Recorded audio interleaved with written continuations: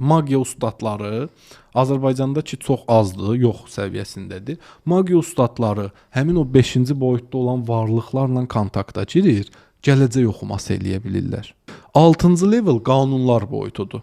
Qanunlar boyutu ilahi qanunlar və evrensəldə kainat kosmik qanunlardır. Burada cazibə qüvvəsi var, yer çəkimi qanunları var, F bərabər MA falan düsturlar. Yəni elmdir. Misal, elmin gücünü istifadə edib şəfalanma metodu da vardı. Bunu Nikola Tesla tapmışdı. Nikola Tesla bütün xalqdan gizlədilən hər şeyi aşkara çıxarırdı. Onu da öldürmək istəyirdilər və elədilər də sui-qəsdə uğradı. Nikola Tesla xüsusi vibrasiyalarla insanın dalğasını tapır. Bax, misal, bizim böyrəyimizdə daş var deyək, hə? Bu daşa biz oradan şua ötürəndə o daşın millimetri, harda yerləşdiyi, neçə millim olduğu, miqdarı, çəkisinə qədər çıxır. Sonra həmin o dalğanı ötürürlər, o böyrəkdəki daş düşür. Aydındır? Eyni fraksiyalarla insanda deyək, kanser var da, bədxəstəli şiş var. Biz onun da frekansını öyrənib ötürsək, o da yox olacaq. Amma bunu eləmirik hal-hazırda. Bunu eləməməyimizin səbəbi də odur ki, səhiyyə sistemi, dünya səhiyyə təşkilatları və s. bunu biraz əngəlləyirlər də. Yoxsa fizikadan istifadə edərək insanı sağaltmaq çox rahatdır. İki vur ki. Bunu çünki dünyada ümumiyyətlə və Tesla özünü elə sağaldırdı, öz bioqrafiyasında da qeyd eləmişdi. 6-cı səviyyədən sonra gəlir 7-ci səviyyə. Bunu da deyim, keçək ora.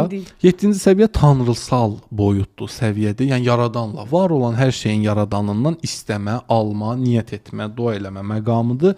Əgər ora ilə kontaktdasansa, ən güclü şəfa ordadır, Allahdadır. Onda bu 6-da deyirik ki, mələklər cinlərdir, düzdür? Biz istəyəndə mələklər də ordadır. Onda biz istəyəndə Allaha müraciət edib istəməliyik.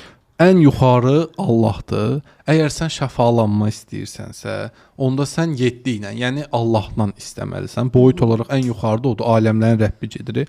Həmin nöqtədə odur və ən böyük şəfanı o verir. Şəfacı şəfa vermir. Şəfacı yaradandan ondan sənə gələn şəfaya şahid olur. Müşahidə eləyir. Şəfacının prosesi budur. Şəfacı çox ağır bir işdir. Xəstəliyi üstü ala bilərsən, magiyanı üstü ala bilərsən, sehri cadını üstü ala bilərsən, negativ enerjini ala bilərsən. Ona görə bir şəfacı professional olmalıdır. Bu bilgilərə kamil şəkildə bilməlidir.